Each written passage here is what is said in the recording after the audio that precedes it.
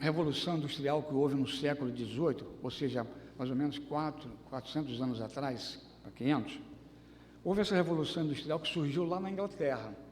E aí, então, os ingleses mandaram para outros países, inclusive aqui no nosso próprio país, Brasil, alguns para introduzirem a parte industrial. Ou seja, eles eram feitos os alimentos, a parte de confecções de roupas, sapatos, chinelos, através da própria mão. Eram os artesãos. E ali, então, eles estavam ainda limitados à Revolução Industrial, ao que poderia vir mais tarde. E então veio esse grupo chamado de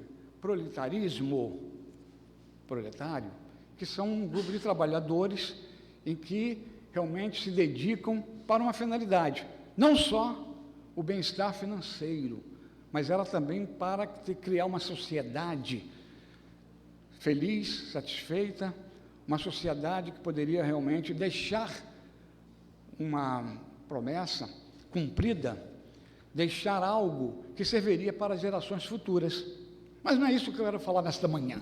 Se eu ficar falando aqui sobre o proletário, aliás, tem, até abrindo parênteses aqui, tem ali no estádio do Bangu, Guilherme da Silveira, alguns que vão ali naquela praça ali, né, fazer alguns exercícios, ou até mesmo participar alguma vez de algum tipo de evento, que havia muito tempo atrás, Olimpíadas, e os colégios faziam desfiles ali naquela pista, mas não é o caso aqui.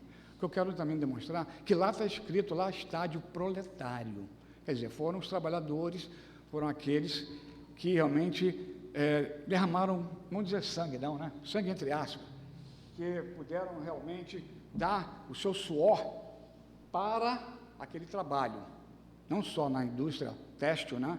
Chamada Fábrica Bangu, tira a Fábrica Bangu agora, pela modernidade já não é mais a fábrica, isso é um shopping. Mas o proletário cristão, esse proletário cristão realmente vai nos levar nesta manhã a um pedestal, a um patamar com relação ao que eu sou dentro desse proletariarismo, ou proletariedade cristã. O que eu tenho feito? O que eu posso realmente corroborar para que o reino de Deus seja, acima de tudo, excelente na finalidade que nós lemos nas últimas palavras, lá do versículo 38, em que, vista toda a casa de Israel em toda a sua jornada. Nós estamos aqui de passagem, estamos numa jornada, estamos nos problemas, nas dificuldades, nas alegrias, nas tristezas, nas decepções, nas diferenças, mas a jornada que nos aguarda é uma jornada diferente, especial. É uma jornada que está aos nossos olhos já presente. Então, amados, nós vemos aqui que essa diferença do proletário secular, do dia a dia, que eu já mostrei para os irmãos, mas o proletário cristão é aquele que se apossou, é aquele que tem Jesus na sua vida como mestre, Senhor, Salvador, como Rei para o futuro. E nós vemos que nos versículos 36 e 37, ele nos fala o que? Repetindo aqui: quando a nuvem se levantava de sobre o tabernáculo, o filho de Israel caminhavam avante em todas as suas jornadas. E a nuvem, porém, não se levantava, não caminhavam até o dia em que ela levantava. Amados, ontem mesmo eu estava à tarde, né? Agora nesse tempo de verão, a gente chegou um pouquinho assim na calçada, na frente da casa, e eu pude até observar, não sei se os irmãos dos seus lares, ou alguém no trabalho, no seu escritório, estava realmente a visualizar uma nuvem que estava aquele lado ali. E até peguei o celular, gravei, até ia trazer para cá para colocar na mídia, mas deixa para a próxima. E aquela nuvem ali estava realmente uma nuvem bem branca, de paz, de alegria. E até comentei com a vizinha: poxa aí, é a glória de Deus, é o firmamento do Senhor. e ela realmente concordou comigo. Mas o que eu queria mostrar aos irmãos nesta manhã também, é que essas instruções, nós vemos lá desde a vida de Moisés. Moisés, os irmãos sabem que foi colocado lá no Rio Nilo, colocado naquele cestinho, né? História infantil nos fala bem isso, a Bíblia nos declara. E aquele menino foi para o palácio, teve lá 40 anos, aprendeu lá com o faraó, as instruções, teve uma vida. Depois nós vemos que Moisés foi até o Monte Sinai, trouxe as tábuas da lei, os 10 mandamentos, vemos toda a história de Moisés. Interessante que aqui, já no final, no 40, nós vemos que Moisés declara a história, a narração bíblica, que estava com Arão. E Arão também o ajudou ali no tabernáculo. O tabernáculo, o que era? Era exatamente o lugar átrio, o lugar da presença do Senhor, em que ficava a arca da aliança. E ali, então, era a presença de Deus. Era chamada, inclusive, alguns, sabem, os estudiosos, obrigado, mãe Jânia. Era a presença do Senhor. E ali, exatamente, eles poderiam ver uma chamada, um termo chamado teofania, a manifestação da glória do Senhor. E eu posso imaginar que Moisés e Arão tinham aquela alegria, tinha em si aquilo que extasiava ele, aquilo que exatamente ele podia dizer, poxa, isso é algo esplendoroso, só Deus pode nos conceder isso. E eu creio que Moisés e Arão estavam nessa situação. Nós vemos lá também, em Gênesis capítulo, não está ali na referência, em Gênesis capítulo 12, a história de Abraão. Abraão recebeu a palavra do Senhor, diz lá o texto, sai-te da tua terra e da tua parentela e vai para a terra que te mostrarei, Canaã. Vai para a tua terra. A promessa que ele tem dado. Eu abençoarei todas as famílias da terra. Abençoarei, olha o termo. Poderei também amaldiçoar as famílias.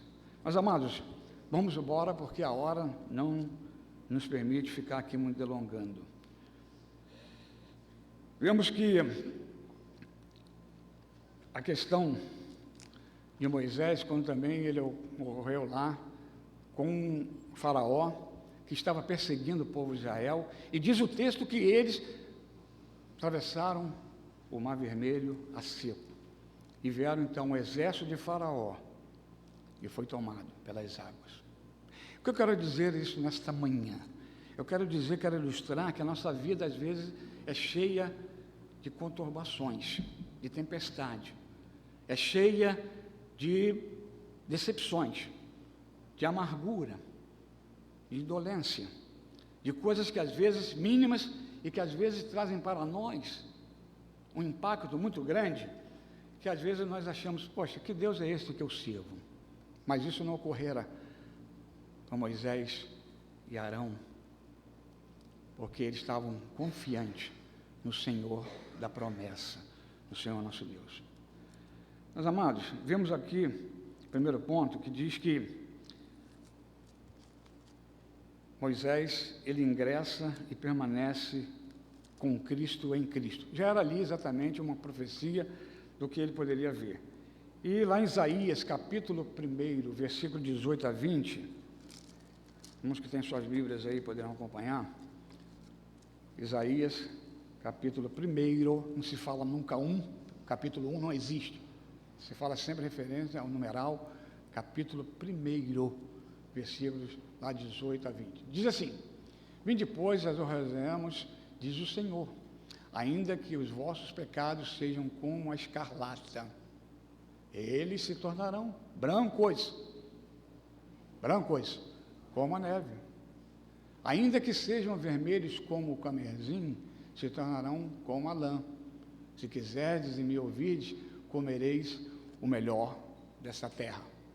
A terra é no sentido aí, não figurado, não no sentido exatamente da agricultura, do pescar, do colher dos alimentos, mas a terra também a terra dos céus, a terra prometida, a terra Canaã que eles haviam de chegar até lá, com exceção de Moisés, não é isso, não é verdade? A gente conta a história, só apenas Josué e Caleb tiveram essa feliz grande dádiva, esse grande presente.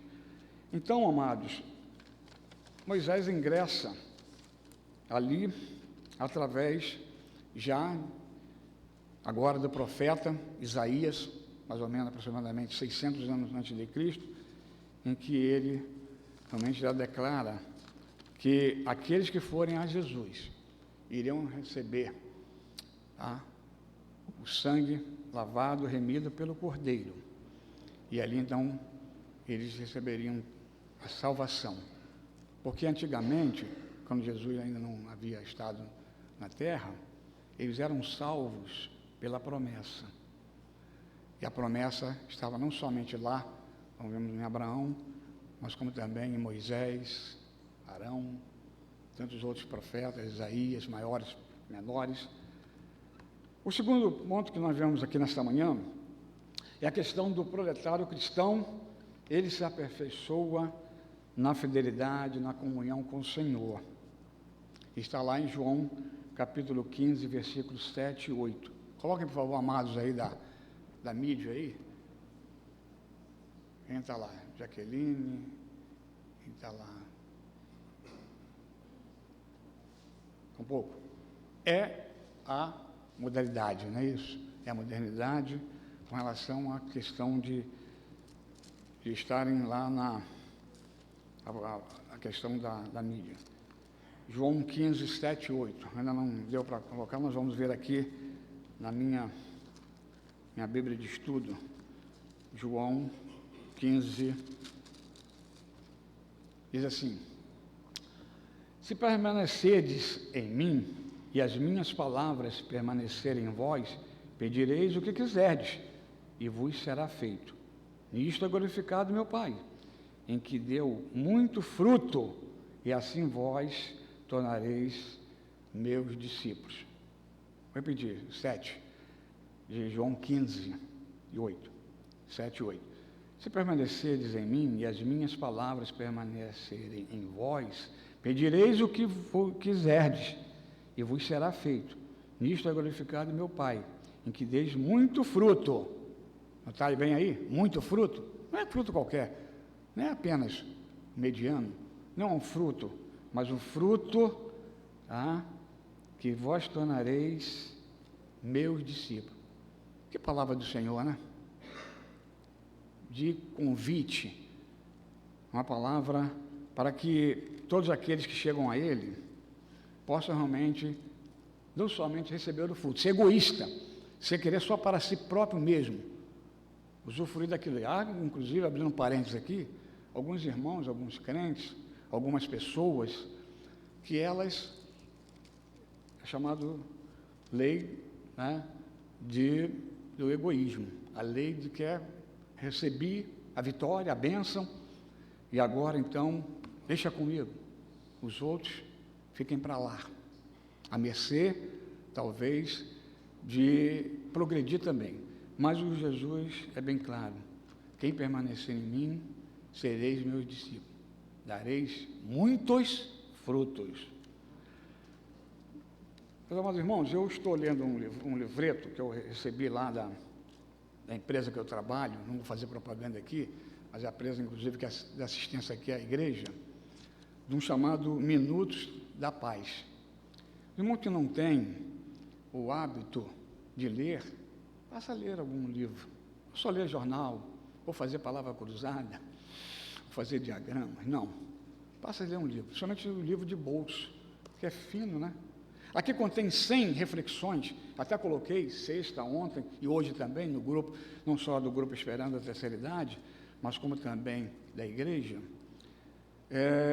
Essa reflexão, vou ler aqui, eu coloquei hoje, é de número 13. Deus abençoa quem é generoso, o generoso prosperará, quem dá alívio aos outros, alívio receberá. Provérbios 11, 25. A generosidade é uma das qualidades do cristão verdadeiro.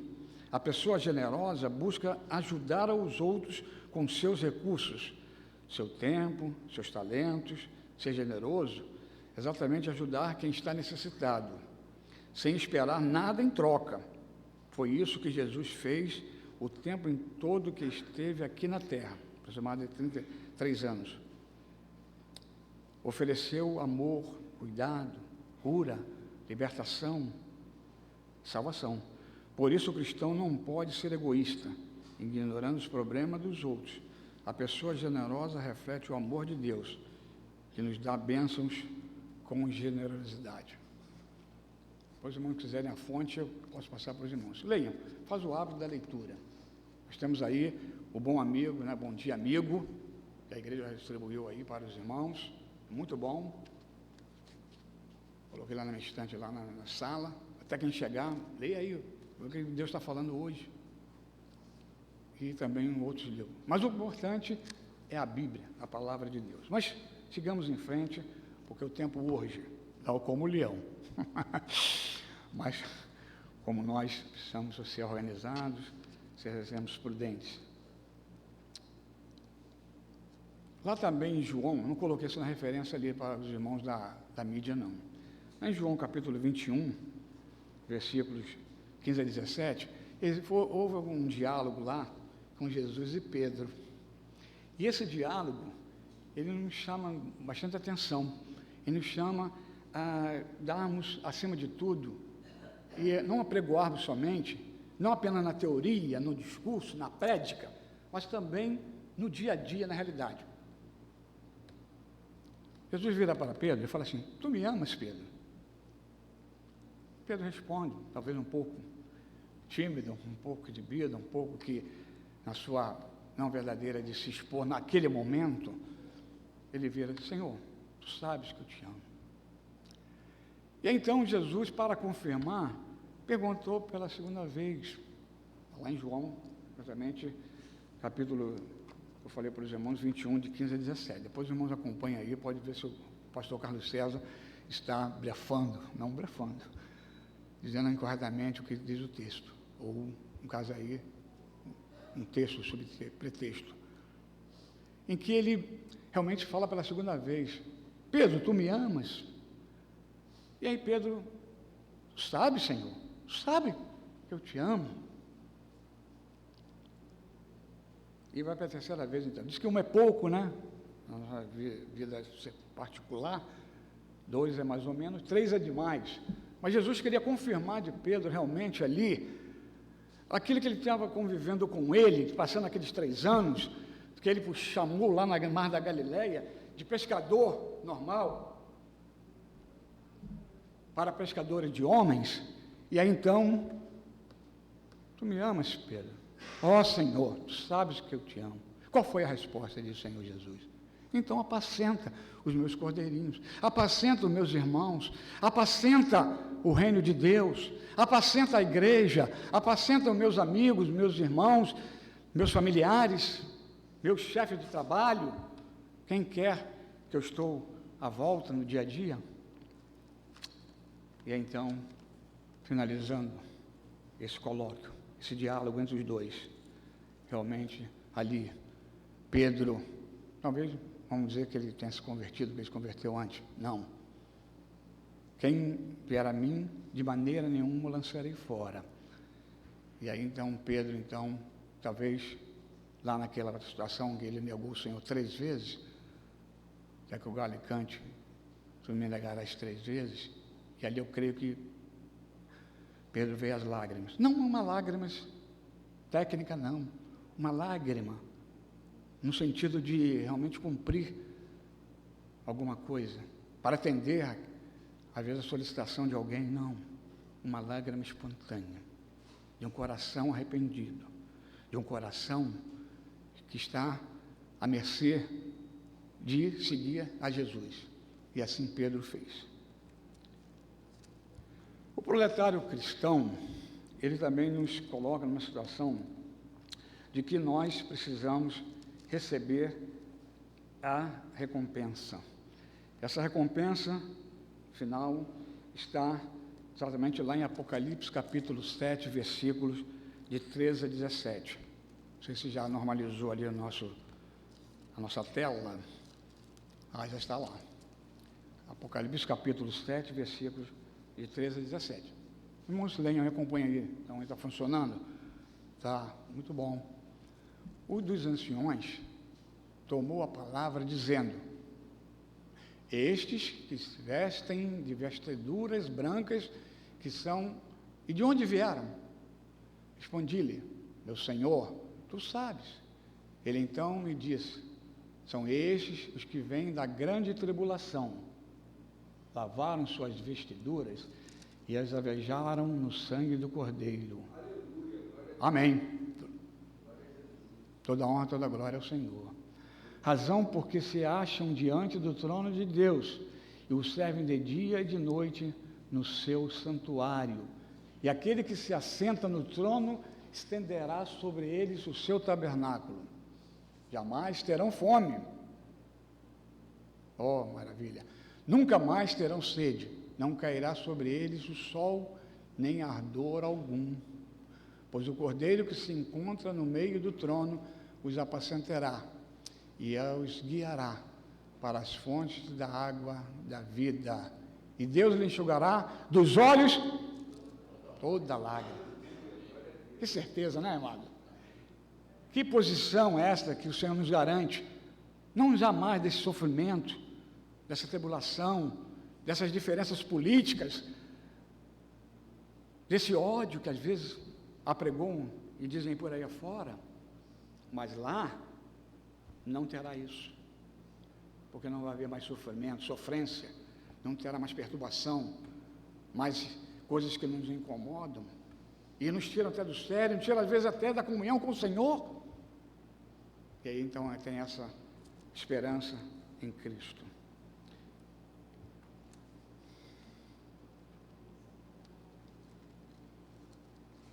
Irmãos, já estou concluindo, mas eu queria passar aqui uma ilustração de um tipo de proletário, de um trabalhador. Houve uma determinada cidade em que o rei daquela cidade ia promover uma festa. E naquela festa só deveria ir, como estava lá no outdoor, não sabe o que é outdoor, né? Que cartaz grande que tem nas estradas, nas avenidas, fazendo propaganda, né? Talvez. Estava lá dizendo o seguinte: olha, haverá uma festa no dia tal, e nessa festa só poderá entrar quem tiver com vestes reais, quer dizer, não é reais isso não, as vestes de rei, púrpura, com todo fino ali, né, brilhante, que a parte feminina conhece muito bem, e elas são expertas nesse assunto. E então houve aquela festa, mas houve um proletário, um trabalhador, que queria ir na festa. Poxa, mas eu não tenho essas vestes reais, eu não posso ir lá, porque eu vou ser barrado, logo de cara, né? Espalha o termo de cara, ali no início, na recepção.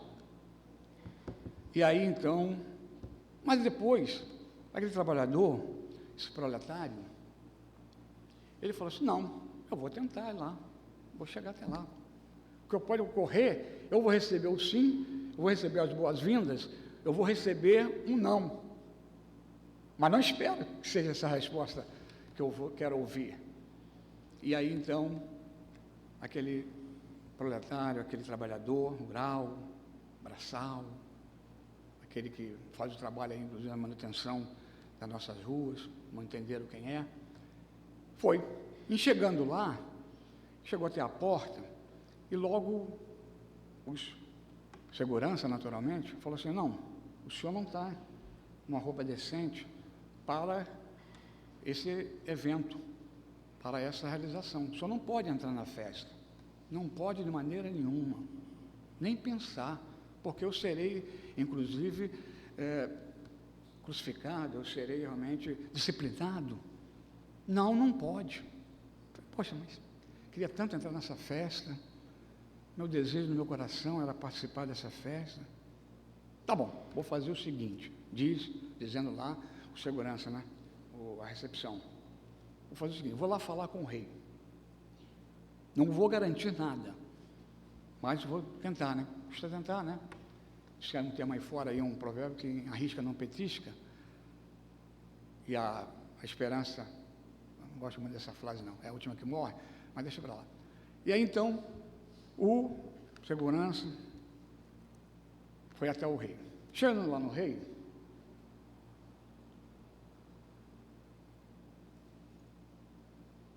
se curvou diante do rei e falou assim: olha, tem um trabalhador lá, está um pouco maltrapilho, está totalmente nem condições, não tem condições nenhuma de participar da festa, mas ele está manifestando uma vontade de entrar na festa. Aquele rei pensou de si para consigo mesmo, com seus botões, se é que ele tinha botões lá, né? Talvez botões folheados ou mesmo de ouro. O rei virou para aquele seu súbdito, falou o seguinte: olha, tá, deixa ele entrar. Ele vai entrar, mas com uma condição. Quando ele chegar aqui, na minha presença, antes, ele vai passar naturalmente pelo local de preparação, de mudança das vestes, e aí então ele poderá participar integralmente da festa. Pois bem, chegou lá, chamou o proletário, que talvez fosse também um proletário cristão, assim somos nós, temos a mente de Cristo, servimos a Cristo, honramos a Cristo, queremos Cristo nas vidas das pessoas, Jesus Cristo, Salvador, Senhor.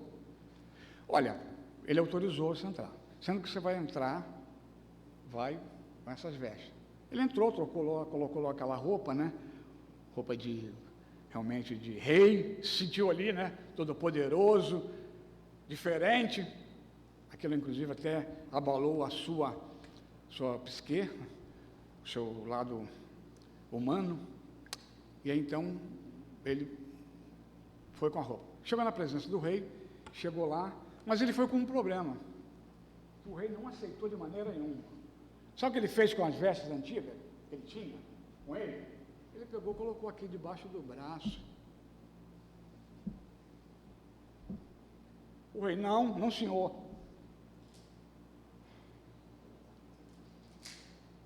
Estou caminhando para o fim. Não, senhor. O senhor, se ficar assim com essa roupa antiga, como o senhor tinha, roupa já rasgada, toda debilitada, talvez cheirando mal, o senhor não vai ficar na festa, não, de maneira nenhuma. Desculpa o termo aí, nananina não, como costumo dizer aí, na linguagem popular. E aquele súdito, falou: então tá bom. Pegou, próximo dele havia uma lixeira e colocou aquelas vestes ali. Acabou. Agora sim, ele estava armado. O que eu quero dizer com isso, irmãos, como uma lição prática nesta manhã? Eu quero dizer que às vezes nós carregamos em nós, não talvez uma roupa, mais uma ansiedade, mais uma diferença com o irmão, com a irmã, com o parente, com o trabalho, com o que é que nós lidamos na vida cotidiana. Isso tem nos atrapalhado de nós chegarmos até a presença do Senhor com as vestes sacerdotais, como aconteceu lá no passado, nós vimos com Moisés, Arão, tantos outros.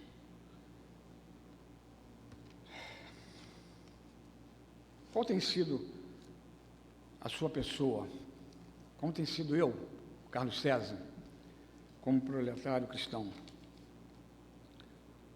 Nós temos cumprido, não é cumprido com O, não, cumprindo, obedecendo ao Senhor, ainda que tenhamos dúvidas, ainda que tenhamos os nossos temores, ainda que tenhamos as nossas diferenças. Cristo, nesta manhã, o Senhor, nosso Deus, quer nos transformar, quer que nós sejamos um cidadão, que era um proletário normal, comum, para um proletário cristão, que vivamos essa mensagem, que vivamos esse slogan, não apenas, mas no nosso dia de 2023, para que nós abençoemos outros que estão à nossa volta. Aqueles que estavam lá na festa, aquele proletário, houve uma mudança, uma transformação, houve nele. Agora uma retomada de vida. É assim que o Senhor quer cada um de nós. Que tomemos posições. Não fica apenas só no discurso. Nós, às vezes, ouvimos a mensagem aqui, tivemos aqui alguns intercessores, pastores, diáconos, pregando. Se os irmãos guardaram, que vieram aqui anteriormente, 10%, já está muito bom. O pastor, o preletor, o pregador, ele fica feliz com isso.